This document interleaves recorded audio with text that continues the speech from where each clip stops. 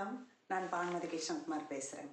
இன்றைய முத்தமிழ் சிரிக்கலாம் நிகழ்ச்சியில் நம்ம நாடகத்தமிழை பற்றி பார்க்கலாம். நாடகத்தமிழில் மூக்குத்தி அம்மன் என்ற ஒரு திரைப்படம் வந்திருக்கிறது. நம்ம கூட இதுக்கு முன் நிகழ்ச்சியில் கூட நான் பேசியிருந்தேன் அதை பற்றி. என்னென்னா, ஒரு கணவனுக்கு மனைவி சமையலில் குற்றம் சொல்ல முடியுது துணிஞ்சு, ஆனால் பாராட்ட முடியல. அதுக்கு ஒரு மனப்பக்குவமே வரல, அதுக்கு ஒரு தைரியம் வரல, அதுக்கு ஒரு துணி வரல, அதுக்கு மட்டும் தயக்கம் வருது. அதை அம்மன் கிட்ட சொல்லும் போது அம்மன் நான் சொல்கிறாங்க, நீ என்னைக்காவது பாராட்டியிருக்கேன்னு கேட்கும்போது இல்லைன்னு சொல்லும்போது போய் பாராட்டு அப்படின்றாங்க.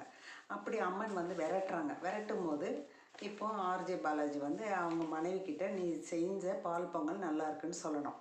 அதுக்கு அவருக்கு அவ்வளோ தயக்கம் இருக்குது.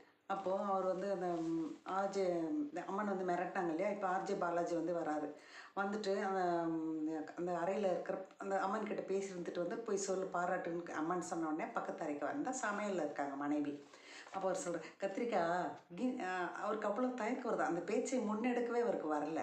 அப்போ அவர் சொல்கிற, கத்திரிக்காய் க்ரீன் கலர்லேயும் இருக்குது, ரெட் கலர்லேயும் இருக்குது, அப்படி இல்லை இல்லை அப்படின்றாரு. ஏன்னா அந்த தயக்கம், அந்த பேச்சு எப்படி தொடங்குறதுன்னு தெரில.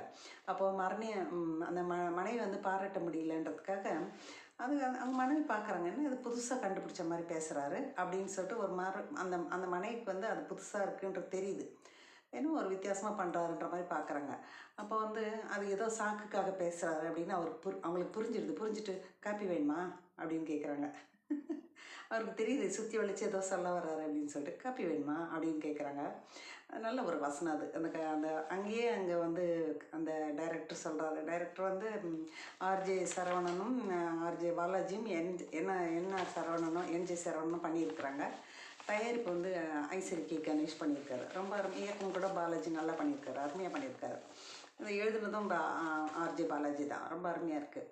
அப்போ அவர் காப்பி வேணுமானா யூ கண்டினியூ அப்படின்றாரு. அவருக்கு திருப்பி அந்த தயக்கம் வருது. அப்போது நம்ம வீட்டில் இவ்வளோ வெண்டைக்காய் சாப்பிட்றோம், அதனால தான் எல்லாருக்கும் மூளை அதிகமாக இருக்குல்ல, அறிவு நிறைய இருக்கா அப்படின்னு சொல்லிட்டு அவரே அப்படின்னு அசட்டு வழங்கி அந்த ஜோக்குக்கு அவரே சிரிச்சுக்கிறாரு.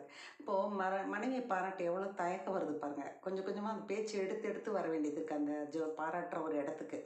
அப்போது ஜோக்கு அப்படின்னு சொல்லி அவங்க சொன்னோன்னே அப்போ மனைவி கோவமாக பார்க்குறாங்க. பார்த்துட்டு அம்மனை திரும்பி அம்மன் பக்கம் ரூம் பக்கம் பார்க்குறாரு. அம்மன் கோவமாக பார்க்குறாங்க. ரெண்டு பக்கமும் கோவமாக பார்த்தோன்னா அவருக்கு என்ன பண்ண தெரியல. அம்மன் சொல்லு அப்படின்னு மிரட்டுறாங்க. அதுக்கு அப்போ என்ன சொல்கிறாரு, அம்மனே மிரட்டினாலும் அடுத்த வீட்டு பெண்களை பாராட்டுற மாதிரி தன்னுடைய தாயையோ தன்னுடைய சகோதரியோ தன்னோட மனைவியோ தன்னோட மகளை பாராட்டுவாங்க பிரின்சஸ்ன்ட்டு. அத்தனை உத்வேகமாக பாராட்ட வராது அப்படின்னு சொல்லிட்டு அந்த தயக்கம் இருக்குது அவர்கிட்ட. அப்போ அவர் சொல்கிறாரு, கொஞ்சம் கொஞ்சமாக முன் வந்துடுறாரு. பால் பொங்கல் நீ பண்ணினது அப்படின்னு ஆரம்பிக்கிறாரு. அவ்வளோதான். ஏன்னா அவர் சொன்னார் இல்லையா, நான் நல்லா இருந்தால் நல்லா சாப்பிடுவேன், நல்லா இல்லைன்னா முதல்ல ஃபஸ்ட்டு போய் குற்றம் சொல்லிவிடுவேன் அப்படின்னு சொன்னார். அந்த மாதிரி ஏதோ குற்றம் தான் சொல்ல வராருன்னு வழக்கம் போல் இவங்க ஒரு முன்கணிப்புக்கு வராங்க. முன்கணிப்புக்கு அவங்களுக்கு கோவம் வந்துடுது. பால் பொங்கலுக்கு என்ன இப்போது நான் நல்லா இல்லையா, சக்கரை கூடவா, நான் என்னது இன்னும் கொஞ்சம் வேணுமா அப்படின்னு சொல்லிட்டு அந்த அடுக்கடுக்கு அவர் பயப்படுறாரு. எல்லாத்துக்கும் அவர் பயப்படுறாரு. எல்லா கேள்விக்குமே எல்லாம் அவர் இதுதானே சொல்ல போகிறாருன்ற மாதிரி எல்லா கேள்வியும் அவங்க அடுக்கிறாங்க. அந்த எல்லா கேள்விக்கும் அப்படின்னு அவர் மிரண்டு போகிறாரு. அப்போது பின்ன என்ன காலையிலேருந்து நொயின்னு வெண்டைக்காய் முருங்கா அப்படின்ட்டு அப்படின்னு பொறிஞ்சு தள்ளுறாங்க அவங்க. அப்படி பொறிஞ்சு தள்ளும்போது அப்புறம் அது இல்லை. அப்போ திருப்பி துணிஞ்சு தைரியம் வந்தது. இல்லை, பால் பொங்கல் நல்லா இருந்தது, கத்தி அம்மனுக்கு கேட்கணும்னு சொல்லிட்டு.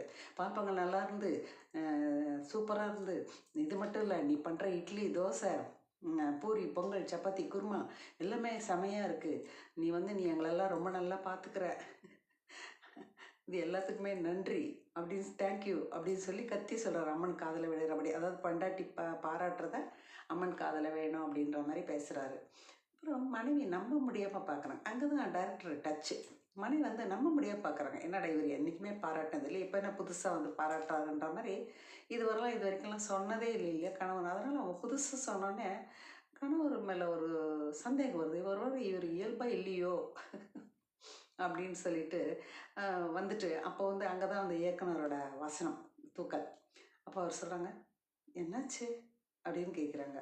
ஏன்னா அது அவங்களோட வரலாற்றுலேயே, அந்த கணவரோட வரலாற்றுலேயே அது இல்லை, அவர் இயல்புலேயே அது இல்லை அப்படின்றது தான் அங்கே டச்சு.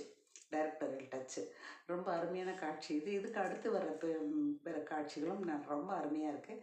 இந்த காட்சி வந்து நான் சொன்ன மாதிரி சகலகலா சம்மந்தியில் வந்து மனோரமா சமையல சம்மந்தி விசு பாராட்டுவார், கணவர் டெல்லி கணேஷ் பாராட்ட மாட்டார். அந்த மாதிரி அந்த பாராட்டாததுன்னு வந்து அந்த 2 படங்களில் ரொம்ப அடிக்கோடிட்டு காட்டின மாதிரி எனக்கு படும். அந்த மாதிரியான காட்சி இது. சூப்பர் சீன் அப்படின்ற காட்சிகள் வந்து நிறைய இணையத்தில் வருது, வலைவலியில். அதில் பார்த்தீங்கன்னா மூக்குத்தி அம்மனில் சூப்பர் சீன் வருது, பாருங்கள். நன்றி, வணக்கம்.